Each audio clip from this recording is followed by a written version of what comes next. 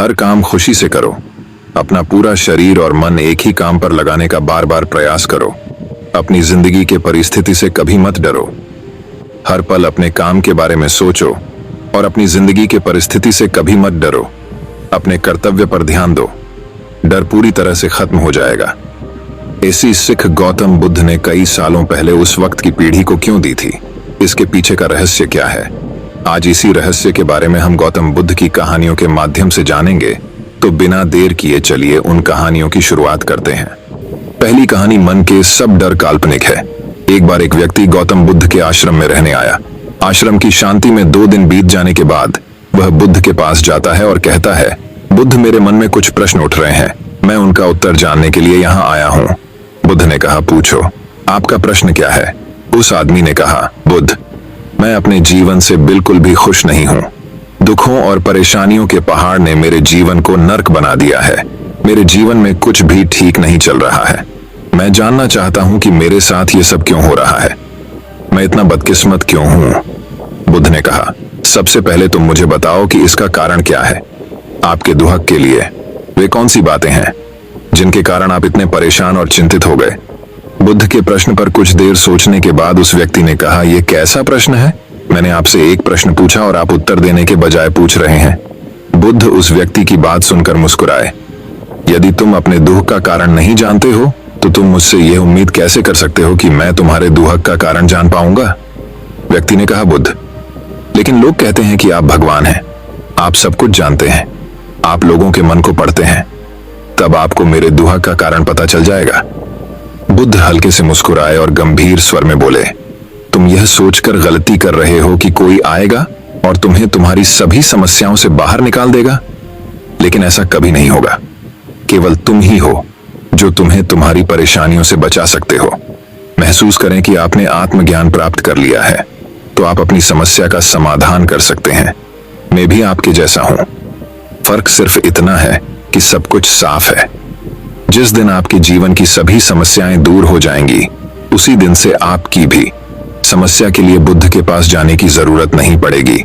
बुद्ध ने उस व्यक्ति से पूछा, क्या तुमने कभी किसी फूल को ध्यान से देखा है? यह सुनकर वह व्यक्ति आश्चर्यचकित हो गया और बोला, बुद्ध, फूल तो एक साधारण सी चीज है, इसे तो सभी ने देखा है। बुद्ध ने कहा, फूल एक कली है। सुबह अंधेरा होता है, दिन के उजाले में फूल बन जाता है, शाम को मुरझा जाता है।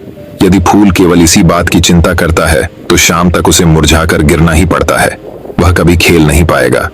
इस तरह अगर आप केवल अपने दुखों के बारे में ही सोचेंगे तो आप कभी खुश नहीं रह पाएंगे।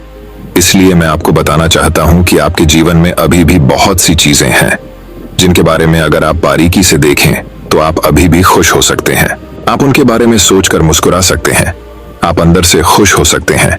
आप अपने जीवन की कमजोरी के बजाय अपने जीवन के सर्वश्रेष्ठ पर ध्यान केंद्रित करें। यदि आप अपने जीवन में खुशी चाहते हैं तो आपको इस शाश्वत नियम का पालन करना होगा, अच्छे पर ध्यान देना होगा और जीवन में सकारात्मक चीजें। मैं तुम्हें सिर्फ रास्ता दिखा सकता हूं। मैं तुम्हें दिखा सकता हूं कि उस रास्ते पर कैसे चलना है, लेकिन तुम्हें उस रास्ते पर चलना होगा। बुद्ध के ऐसे शब्द सुनकर वह आदमी कुछ देर तक शांत बैठा रहा। फिर उसने कुछ सोचा और कहा, लेकिन बुद्ध, मैं चलता हूं, एक बात समझ नहीं आ रही। क्या मेरा पूरा जीवन एक ही तरीके से हल हो सकता है? बुद्ध ने बहुत धीरे से उत्तर देना शुरू किया। मान लीजिए कि कोई भविष्यवक्ता आपको बताता है कि आज शाम तक आपकी मृत्यु निश्चित है। यह जानकर आपको उन बातों की चिंता होगी जिनके बारे में आप अभी चिंता कर रहे थे। आपको याद भी नहीं होगा कि किस तरह की परेशानियां हैं और किस बात की चिंता कर रहे हैं। आप उस वक्त सिर्फ उस हकीकत के बारे में सोच रहे होंगे जिसे लोग मौत कहते हैं। अचानक आपको एहसास होगा कि जिन छोटी छोटी चीजों को आप उसकी सबसे बड़ी परेशानियां कहते थे वह कुछ भी नहीं। अचानक आपको लगेगा कि चिंता करना बेकार है। आज शाम तक मैं दुनिया छोड़ने वाला हूं और आप पाएंगे कि आपके पूरे जीवन के वे क्षण व्यर्थ हो गए जो आपने चिंता, ईर्ष्या और व्यर्थ कष्ट में बिताए होंगे। लोग बोलते तो हैं लेकिन अंदर से कभी स्वीकार नहीं करते कि एक दिन उन्हें भी इस दुनिया से जाना है। उनकी इच्छाएं इतनी प्रबल होती हैं कि वे खुद को अमर मानते हैं। सुख और दुहक दोनों ही स्थायी नहीं हैं। यह हमारे कार्यों और विचारों से निर्मित होते हैं। वह आदमी जो बुद्ध की बातें सुन रहा था टोकते हुए बोला, तो आपके कहने का मतलब यह है कि मैं हमेशा सोचता हूं कि मैं मरने वाला हूं। क्या यह सोच मेरी सभी समस्याओं का समाधान कर देगी? नहीं, ऐसा कभी मत सोचिए। आपको बस यह स्वीकार करना होगा कि दुनिया में मेरी उपस्थिति अनिश्चित है। मैं जब तक यहाँ हूँ एक खुशहाल जीवन जीऊंगा। आपके जीवन में जो भी अच्छी चीजें हो रही हैं, उनके साथ जिएं, वह तुम्हें आंतरिक खुशी और शांति देगी। अपना दिमाग ठीक करो और धीरे धीरे तुम्हारे जीवन की सभी समस्याएं समाप्त हो जाएंगी। व्यक्ति के जीवन के अधिकतर दुख उसकी इच्छा से ही उत्पन्न होते हैं, इसलिए आप अपने मन पर नियंत्रण रखें। यदि आप अपने मन का इलाज एक बच्चे के मन की तरह कर सकते हैं, तो आपको आंतरिक शांति महसूस होगी। उस व्यक्ति ने कहा कि आपने मन को नियंत्रित करने की बात कही। आप चंचल मन को कैसे नियंत्रित कर सकते हैं? बुद्ध ने कहा कि सबसे पहले तुम्हें सुख और दुख के बीच अंतर समझना होगा। आपको सबसे पहले यह जानना होगा कि आपके लिए खुशी और दुख का क्या मतलब है।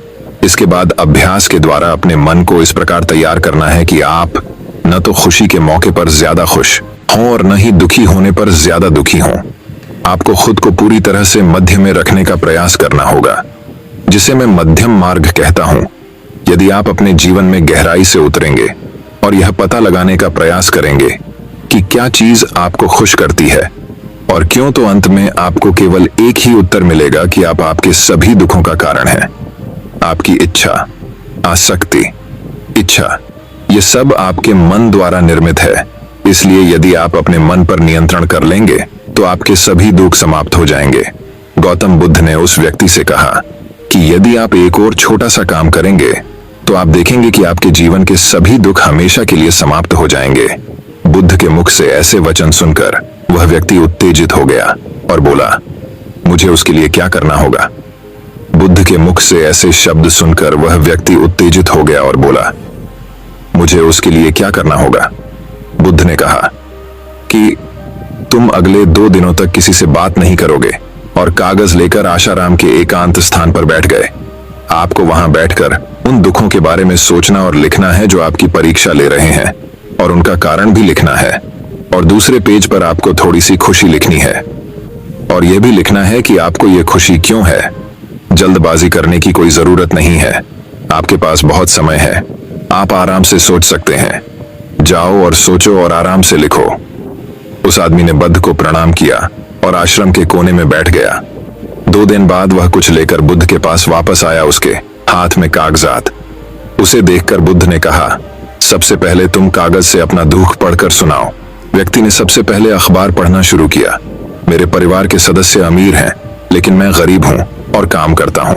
मैं अपने काम में अमीर नहीं हूं और मैं अपने काम में सहज हूं और मेरी तुलना दूसरों से की जाती है। व्यक्ति ने आगे पढ़ना शुरू किया। दूसरा, मेरे पड़ोस में बहुत से लोगों ने बचत की है, लेकिन मेरे पास बचत के नाम पर कुछ भी नहीं है। इसका पहला कारण यह है कि मैं काम कम जानता हूं, लेकिन खर्च बहुत करता हूं। आज मेरे पास बचत के नाम पर कुछ भी नहीं है। मेरी पत्नी काफी समय से बीमार है और उसकी बीमारी का कारण मैं ही, मेरी लापरवाही के कारण मैं उसे कभी किसी डॉक्टर के पास नहीं ले गया। मैंने इसे भाग्य पर छोड़ दिया। शायद यह मेरी अपमानजनक इच्छा थी कि अगर मैं बीमारी से मर जाऊं तो मैं एक खूबसूरत महिला से शादी करूंगा। चौथा, मैं मन में फ्री पैसे पाने के बारे में सोचता रहता हूं, परंतु योजना पूरी नहीं होती। मैं दुख के सागर में डूब जाता हूं, फिर यह दुख मुझसे सहन नहीं होता और इसका कारण मैं ही हूं से जीता हूं, लेकिन ऐसा करने में सक्षम नहीं होने पर देखता रहता हूं। बुद्ध, ये मेरे जीवन के सबसे बड़े दुख हैं और गहराई से सोचने के बाद मैंने पाया कि कई उनमें से मेरे कार्यों और मेरे विचारों के कारण हुआ। ये सुनने के बाद आपने मुझे खुशी का पेपर पढ़कर सुनाया। पिछले 2 दिनों में मैंने जो कुछ भी महसूस किया वैसा मैंने अपने जीवन में कहीं भी अनुभव नहीं किया। पिछले 2 दिनों में मुझे एहसास हुआ कि वास्तविक शांति और आनंद कितना महान है और मैं इसका अनुभव करके बहुत खुश हूँ। मेरी खुशी के कारणों की सूची बहुत लंबी है। इसे पढ़ने और समझने में बहुत समय लगेगा। उस व्यक्ति के मुंह से ऐसी बातें सुनकर वह व्यक्ति मुस्कुराया और बोला, सिर्फ आपके लिए ही नहीं बल्कि हम सभी के लिए कारण एक ही है। वह व्यक्ति अपना बहुत सारा समय बर्बाद करता है।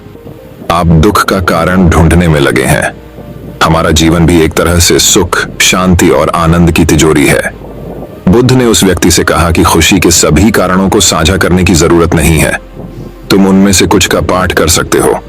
वह व्यक्ति बड़ी मुस्कुराहट के साथ पढ़ने लगा। पहली खुशी क्योंकि मैं जीवित हूं और दुनिया में रह रहा हूं और मैं स्वस्थ हूं। मेरे माता पिता, एक पत्नी और 2 बच्चे हैं। ऐसे ही मेरे पिता के पास कई अनमोल खजाने हैं, जैसे मेरे माता पिता का प्यार, मेरी पत्नी का प्यार, मेरे बच्चों का प्यार और एक पिता की खुशी। दूसरा कारण यह है कि मैं कड़ी मेहनत कर सकता हूँ।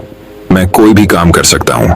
आपकी आयु में कोई बाधा नहीं आ सकती और आप अपने परिवार की सभी जरूरतों को पूरा कर सकते हैं। मुझे खुशी है कि मैं एक खुशहाल परिवार बना सकता हूँ। मैं अपनी तुलना अपने भाइयों, अपने पड़ोसियों से करता हूँ और आपने कृपा करके मुझे मानवता वाला इंसान बनाया है। सभी बुरी आदतों को छोड़कर आप सुखी और खुशहाल जीवन जी सकते हैं। और मेरे लिए सबसे बड़ी खुशी और सौभाग्य की बात यह है कि मुझे एक जगह मिल जाए और जब तक मैं इस दुनिया में हूँ, हमारी इच्छा और आसक्ति ही सभी दुखों का कारण है। मैं खुद को जानने की पूरी कोशिश करूंगा और मैंने कभी नहीं किया। जीवित रहे। अब आप अपने परिवार के पास रह सकते हैं। ये जीवन सबके साथ है। आपके जीवन में कोई भी परेशानी आपको घेरने की कोशिश कर सकती है। जीवन अपने आप से कहने के लिए बहुत छोटा है और इस जीवन में आप चिंताओं और दुखों को खुद पर हावी नहीं होने देंगे। शांति से बैठकर उस दुख का कारण जानने का प्रयास करें और यदि मिल जाए तो उसे नष्ट कर दें। इस तरह आप मानसिक शांति और कभी न खत्म होने वाली खुशी पा सकते हैं। दोस्तों, आशा करता हूं कि आपको इस कहानी से बहुत कुछ सीखने को मिला होगा। तो दर्शकों, अब चलिए